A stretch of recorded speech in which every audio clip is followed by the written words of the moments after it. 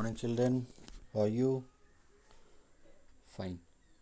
So, today we are going to start the topic Arenas of the Cold War. Children, in this Cold War, whatsoever has been discussed by us, we discussed Cuban Missile Crisis. We discussed that it was one such crisis, or it was one such serious crisis that the entire world found themselves facing the another world war, children.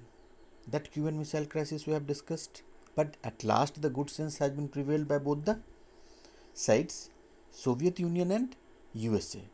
Fine. Then we discussed also the emergence of the power blocks. Two power blocks, their emergence we have discussed. Fine. And we discussed the way alliances had been formed. In continuing, and how can we forget about that? How were the small countries helpful, and why the superpowers needed any allies at all? Their regions in detail we have discussed. Fine. Now we are moving ahead with the today's topic, that is arenas of the Cold War. Fine. See, in this arenas of the Cold War, we will discuss the different areas where it seemed imminent that the two countries are facing each other, and there were some direct confrontations also. Okay, but it did not escalate to a full-fledged war. So basically in this arenas, what we are beginning, that the Cuban Missile Crisis, it was only one of the several crises occurred during the Cold War. It was one such crisis. It was not that only Cuban Missile Crisis occurred, children. Okay. And the Cold War, it also led to several shooting war. This Cuban Missile Crisis, as it was one of the several crises, and Cold War also led to several hot wars, several shooting wars. But what is very important for us to keep in mind or to note, to jot down, that these crises and wars didn't lead to another world war. This was the best part, that it didn't lead to another world war. Fine. And now you can ask that what were those instances of direct confrontations when both the superpowers rather, they almost faced each other. It was in case of Korea, 1950 to 1953. The two superpowers, they were poised almost for direct confrontations. Okay. Then again in Berlin, 1958 to 1962, during this phase of 4 5 years. And then how can we forget about the Congo in the early 60s, the crisis that occurred there? And these were, I'm not telling that entire, these were the three direct confrontations only. Many more were there as well, children. Okay. Crises, it kept deepening as neither of the parties involved was willing to back down. What happens generally? That when two nations, they are facing each other, they are facing any concern, they are having any concern, and they found themselves almost on the verge of a direct confrontation, a full-fledged war. Diplomacy has a very important role to play, and the nation that takes the help of the diplomacy succeeds at last. But suppose both the sides are facing each other and none of them is ready to back down, none of them is willing to back down, none of them is willing to take the help of diplomacy as well, none of them is thinking that okay, let peace, let negotiation, let dialogue delivery must be given a chance. Okay. So arenas of the Cold War, basically it referred to areas where crisis and war occurred or threatened to occur. either it had occurred or it threatened to occur between the alliance systems. These two alliances, what we have discussed, Western Alliance and the Eastern Alliance. But the best part was that it never crossed, and it didn't cross certain limits. Limits what had been given to them, they respected it, they followed it, they kept themselves confined till their limit. Fine. And many more lives, a great many lives were lost in some of these arenas where direct confrontation became almost inevitable. Okay, but it didn't lead to a third world war. So many more lives were lost in case of Korea crisis or Vietnam or Afghanistan, but a nuclear war, the world war, and hostilities across the globe, across the world, that hostility, the world was spared. Entire world was spared, in fact. Okay, a nuclear war didn't take place, it means world war didn't take place in some cases. Now, because war was going on, confrontations were going on, so build-ups, military build-ups, huge military build-ups had been reported. In different cases, diplomatic communications, the communications and the, as I have told you, diplomacy plays a key role, in fact. In many cases, diplomatic communication between these two superpowers could not be sustained. Means it was the failure of the diplomacy, and there were certainly the cases of lack of communication gap. Okay, there was complete communication gap, in fact, children. So this diplomatic communication where between two superpowers, where it missed, where it could not sustain, then it contributed to the misunderstanding. Okay, and in this misunderstanding, sometimes countries outside the two blocks, they played a very important role. How can we forget here, children? The role played by our country, the role played by our then Prime Minister, our first Prime Minister, Pandit Jawaharlal Nehru. India, and under the banner of non-aligned countries. Fine. We did it, India did it under the banner of non-aligned countries. So, Pandit Nehru played a very crucial role in mediating between the two Koreas. Okay, so these such examples, in fact, and when we say about our first Prime Minister, Pandit Jawaharlal Nehru, because he was one of the founding leaders of the non-aligned movement, NAM, and he mediated successfully. Again, in the case of the Congo crisis, then UN Secretary General had played a very important role. Okay, played a key mediatory role, and by and large, both the superpowers realized it. They realized that war by all means should be and must be avoided. The moment they realized it, it made them exercise restraint and behave more responsibly in international affairs. Fine. Means this restraint is at most required. Behaving in a responsible manner. You are a superpower. The expectations from you used to be sky high. So, as we are seeing, as we are finding, that the Cold War kept on moving, kept on rolling from one arena to another. What was most evident? The logic of restraint. Okay, the logic of restraint was increasingly evident, children. It was increasingly evident. And since, but one thing, what we have discussed earlier also, children, Cold War, if we expect that it eliminated every possible rivalries, then it would be wrong. We can't be in the world of illusion. Okay, Cold War, since it didn't eliminate rivalries between the two alliances, suspicions remained there, mutual suspicions were there, and this mutual suspicion led them to arm themselves to the teeth and to constantly prepare for war. They kept on compiling their military build-ups. They kept on collecting the latest technological weapons, advanced technological weapons. Okay, so huge stocks of arms.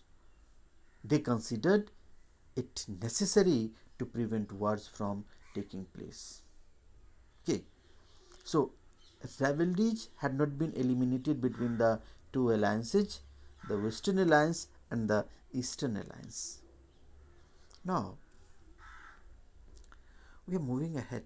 That because there were mutual suspicion. Suspicion were not in the mind of only one side, both the side. But one another thing was that both the side understood it, that war might occur in spite of restraint. Okay, and it cannot be eliminated. The chances cannot be eliminated completely, children. So they were right in such calculation that war might occur despite this restraint. That's why another thing, what are the other chances in fact? Any side, either side, they might miscalculate the number of weapons in the position of the other side. Tell me yes or no. They might miscalculate, as you are finding in today's scenario also. Okay, one country, one enemy nation, they might miscalculate the number of weapons another enemy nation or another nation or their counterpart or their rivals used to possess. Okay, so these chances were there. They might misunderstand the intentions of the other side. What are the real intentions of the other side? They might misunderstand it also.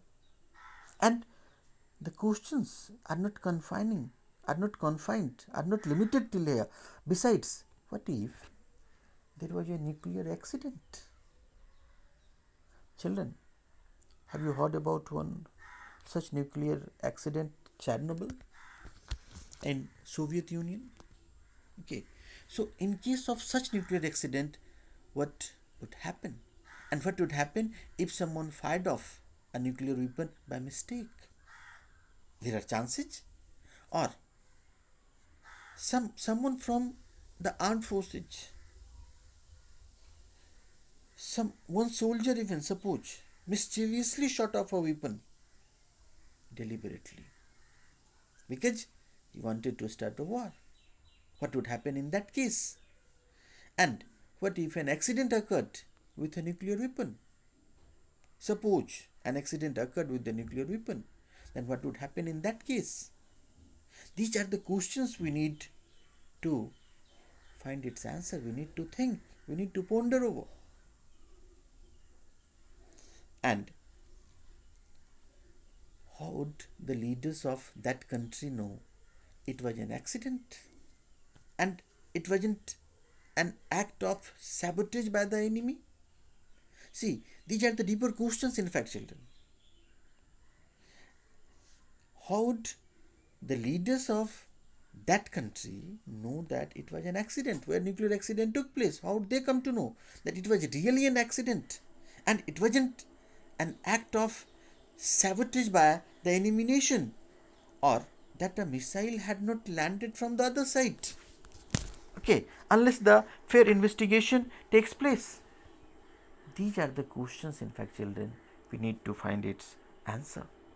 Okay, cartoons are there, yes. You will discuss this cartoon also simultaneously, or after the topic or after the chapter, you will discuss all these cartoons. Okay, in the proper context itself. Fine. So, in time, the US, therefore, the US and USSR decided to collaborate in limiting or eliminating certain kinds of nuclear and non-nuclear weapons. This was the best outcome of all these questions what we have discussed, that both the superpowers US and USSR, they decided to collaborate, they decided to sit together to discuss, to talk. What so gap of communication occurred. In fact, they wanted to now remove, they wanted to eliminate this gap of communication, in fact, children. Okay. So, they decided to collaborate in limiting or eliminating certain kinds of nuclear and non-nuclear weapons. They also realized that a stable balance of weapons, they decided could be maintained through arms control. So terms here becomes very important. That term is arms control. Controlling one's arm is very important. It is more important than possessing the arms, than having the arms, than having the technology. How do you keep it under control? That is much more important. Okay. So arms control, and in the decades of 1960s, two sides, US and USSR, signed three landmark, three significant agreements within a decade. Okay, and these were the Limited Test Ban Treaty, Nuclear Non-Proliferation Treaty, and Anti-Ballistic Missile Treaty. In the decades of 1960s, these three landmark treaties that had been signed, it showed them a way how could they succeed in controlling their arms. Okay, because in this limited test ban treaty, what was the outcome and what had been done? In fact, this limited test ban treaty, we can also say it LTBT, it banned nuclear weapon tests in the atmosphere. Means nuclear weapon test has been banned in the atmosphere, in outer space and underwater. Okay, and this has been signed by United States of America, United Kingdom, and United Soviet Socialist Republic of Russia. Okay, in Moscow it has been signed on August 5th, 1963, and it came into force. Its implementation took place on October 10th, 1963. Fine. So the presence of US and USSR signing this is most important. A third nation was also present, that was the United Kingdom. Fine, children. And when we go for the Nuclear Non-Proliferation Treaty, as per this Nuclear Non-Proliferation Treaty, what we say NPT, popularly known as NPT, as per their guideline, it gives permission only the nuclear weapon states to have nuclear weapons and stops others from acquiring it.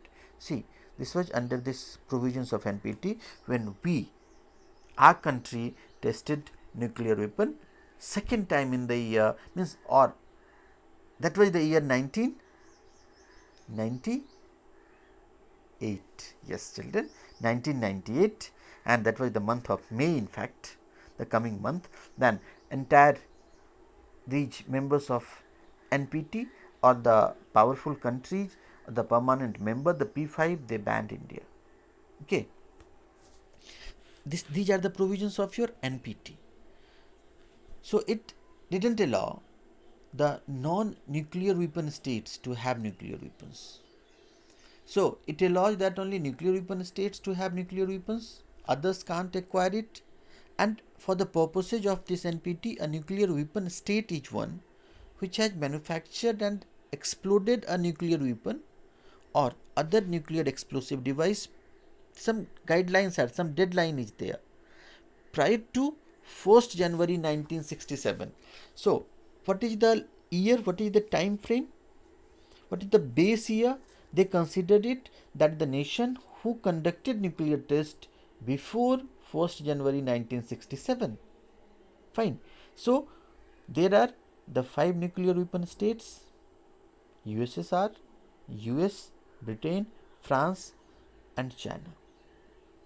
This has been signed, this NPT has been signed in Washington, London, and Moscow on 1st July 1968, and it came into force in the year 1970, and in the year 1995 it was extended till indefinite time. So it got indefinite extension in 1995. Otherwise, it was getting the extension year wise.